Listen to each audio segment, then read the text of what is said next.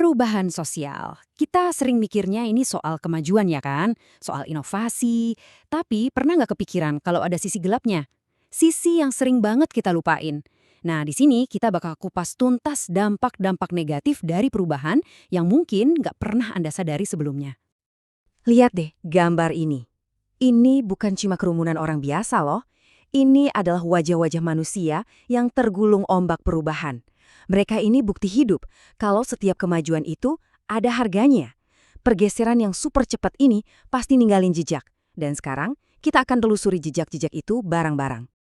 Oke, pertama-tama kita bakal lihat gesekan yang terjadi pas perubahan itu datangnya, ya terlalu cepat. Ini kayak benturan yang nggak kelihatan gitu, antara yang lama sama yang baru, yang terjadi di dalam budaya kita sendiri. Pernah nggak sih pindah ke kota baru, terus rasanya kok semuanya aneh ya? Nah, itulah yang namanya culture shock. Ini tuh perasaan bingung, disorientasi yang kita alami secara personal waktu dunia di sekitar kita berubah drastis. Dan kita kayak ketinggalan kereta. Nah, kalau culture shock itu urusan pribadi, culture lag ini skalanya lebih gede, selevel masyarakat. Ini terjadi pas teknologinya udah lari kencang banget, tapi nilai-nilai aturan main kita itu masih tertinggal di belakang. Contoh paling gampang, internet. Internet udah ada jauh sebelum kita punya undang-undang soal privasi data. Nah, celah itulah yang disebut kesenjangan budaya atau culture lag. Jadi bedanya jelas banget ya. Culture shock itu perasaan asing yang kamu rasain sendiri. Sementara culture lag, itu tuh pas satu masyarakat gagap ngerespons teknologi baru dan akhirnya malah muncul masalah-masalah yang lebih luas. Dua-duanya ini sinyal bahaya loh. Sinyal kalau perubahan yang terjadi itu mungkin terlalu cepat. Oke, kita lanjut. Sekarang kita akan lihat gimana gesekan budaya ini mulai bikin retakan di fondasi masyarakat kita. Menciptakan perpecahan yang ya beneran kelihatan. Setiap perubahan besar seringnya, ya, memicu benturan. Coba bayangin deh, ada kelompok yang masih pegang teguh tradisi, terus di sisi lain ada generasi baru yang nuntut modernisasi. Nah, gesekan-gesekan kayak gini nih yang sering jadi bibit dari banyak banget konflik sosial.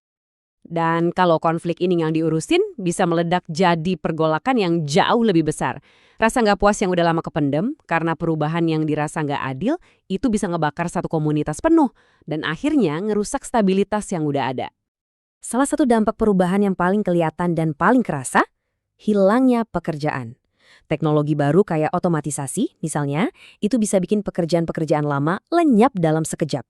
Hasilnya, pengangguran massal dan ekonomi yang gak pasti.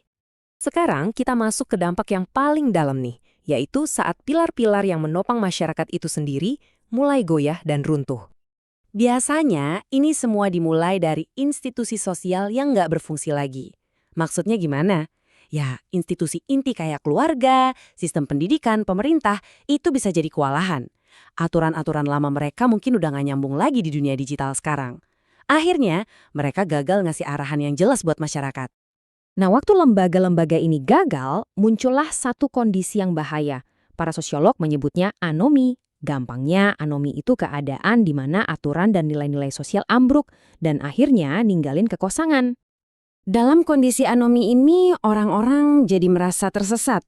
Aturan mainnya jadi nggak jelas, tujuan hidup kayak hilang, dan muncul rasa terasing.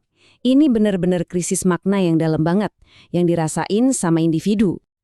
Terus kalau ada kekosongan karena nilai-nilai tradisional luntur, apa dong yang ngisi?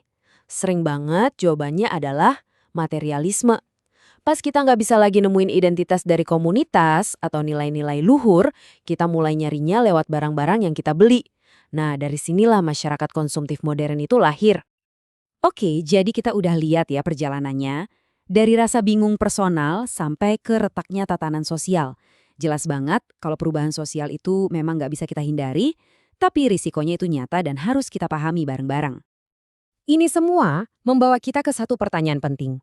Kalau kita udah tahu semua risikonya, terus gimana caranya kita bisa mengarungi ombak perubahan ini dengan lebih bijak? Gimana caranya kita, Anda dan saya, bisa dapetin kemajuan tanpa harus mengorbankan fondasi masyarakat kita? Nah, ini pertanyaan yang bagus banget buat kita renungkan bersama.